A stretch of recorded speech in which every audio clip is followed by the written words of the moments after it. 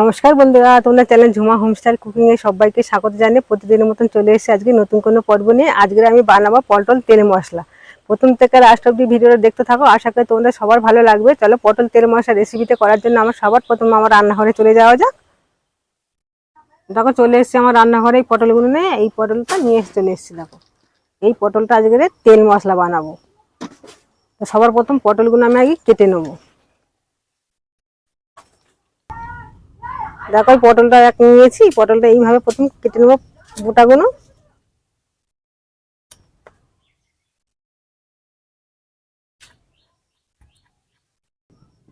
পটলটা পুরো খোসা ছাড়ালে হবে না, একটা করে শির শুধু বাদ দিতে হবে।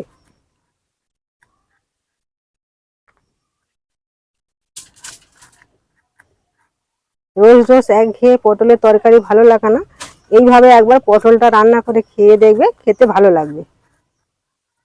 পটলটা আমি এইভাবে ছাড়িয়ে নিয়েছি, এইভাবে মাথাটা একটু চিড়ে দেবো।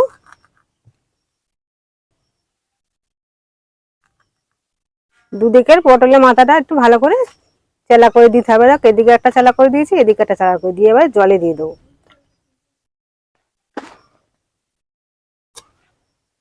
দেখো আমার আরো তিনটে কাটা হয়ে গেল। এইভাবে সব পটলগুলো আমি কেটে নেবো।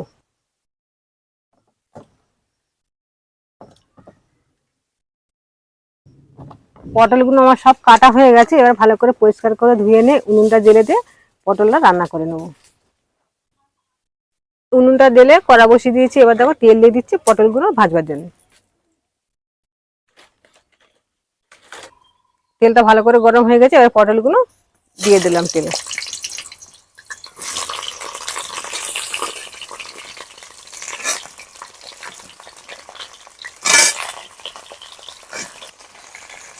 পটলের উপর দিয়ে দেবো হলুদ গুঁড়ো, সামান্য একটু হলুদ গুঁড়ো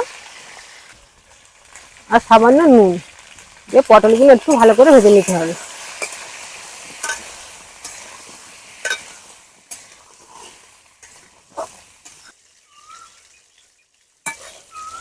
পটলগুলো ভালো করে ভাজা হয়ে গেছে, এবার আমি তেল থেকে ভালো করে তুলে নেবো তেল ঝারিয়ে।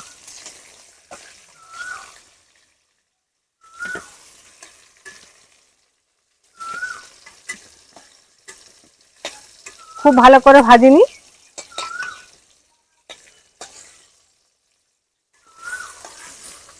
এই পটল ভাজার তেলে দিয়ে দিলাম দুটো তেজপাতা আর শুকনো লঙ্কা ফোড়ন, তার সঙ্গে গোটা গরম মশলা।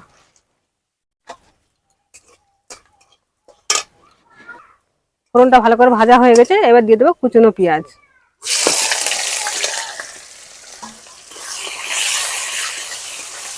পেঁয়াজটা একটু ভালো করে লাল করে ভেজে নেবো। পেঁয়াজটা তো ভালো করে ভাজা হয়ে গেছে, এবার দিয়ে দেবো বেটে রাখা পেঁয়াজ।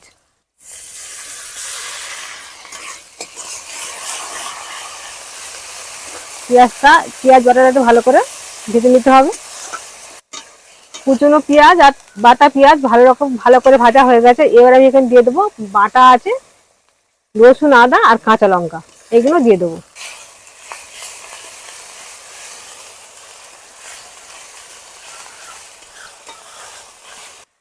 এবার দিয়ে দেবো টমেটো বাটা, টমেটোটা পেস্ট করা দিয়ে দেবো।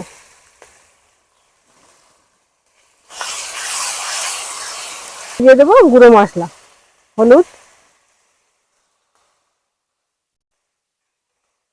জিরে গুঁড়ো,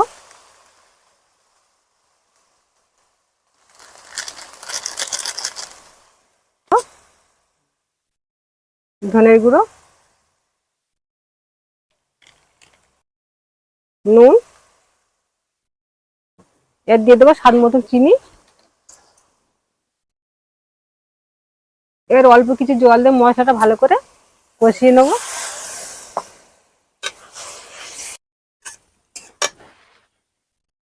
এখানে দিয়ে দিচ্ছি একটু কালার হওয়ার জন্য কাশ্মীরি লঙ্কার গুঁড়ো। ভালো করে মশলাটাকে কষিয়ে নেবো 2 থেকে 3 মিনিট। কাঁচা রসুনের গন্ধটা চলে যাওয়ার জন্য। মশলাটাকে খুব সুন্দরভাবে কষিয়ে নিয়েছি, কাঁচা কাঁচা মশলার গন্ধটা চলে গেছে। চলে গিয়ে খুব সুন্দর একটা সেন্ট বার হয়েছে। এবারে মশলা কষানোর পরে ভাজা পটলটা দিয়ে দেবো। গাতে দেখো, গা থেকে তেলটা সুন্দরভাবে ছেড়ে দিয়েছে। এবার ভেজে রাখা পটলগুলো দিয়ে দিচ্ছি।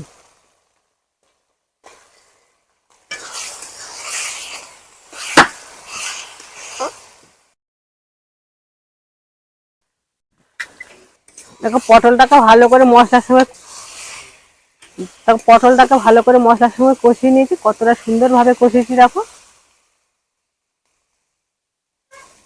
আর কালারটা কত সুন্দর এসছে। আর এই পটলের মশলাটা কতটা সুন্দর বার হয়েছে। পটলটা ভালো করে কষানো হয়ে গেছে। এবার আমি জল দিয়ে দিচ্ছি দেখো এক বাটি। আমি বাটি মেপে এক বাটি জল দিয়ে দেবো।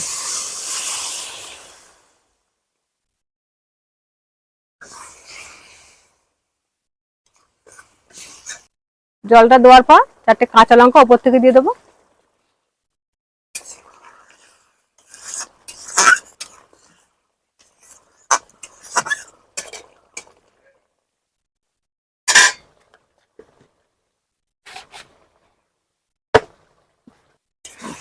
পটল তেল মশলাটা দেখো আমার হয়ে গেছে। এবার দিয়ে দেবো গরম মশলা।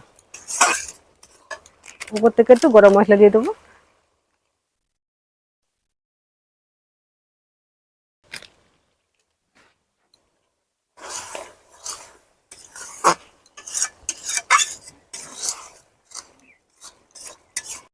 পটল মশলাটা হয়ে গেল। এবার একটা পাত্রে আমি ঢেলে নিচ্ছি।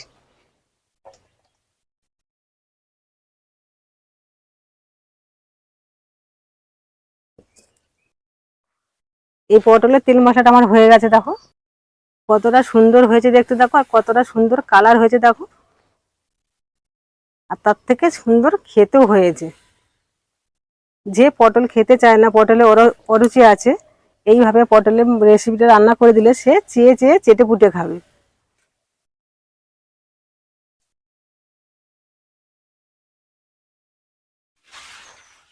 এই পটলের তেল মশলা রেসিপিটা কেমন লাগলো বন্ধুরা, অবশ্যই এটা কমেন্ট করে জানাবে। আশা করি যে ভালো লেগেছে। আর ভালো যদি লেগে থাকে একটা লাইক করে চ্যানেলটা সাবস্ক্রাইব করে আমার পাশে থাকার অনুরোধ করলাম। আবার নতুন কোনো রেসিপি নিয়ে আসবো। ততক্ষণ তোমরা সুস্থ থাকো, ভালো থাকো, এই বলে আজকে ভিডিওটা এখানে শেষ করলাম।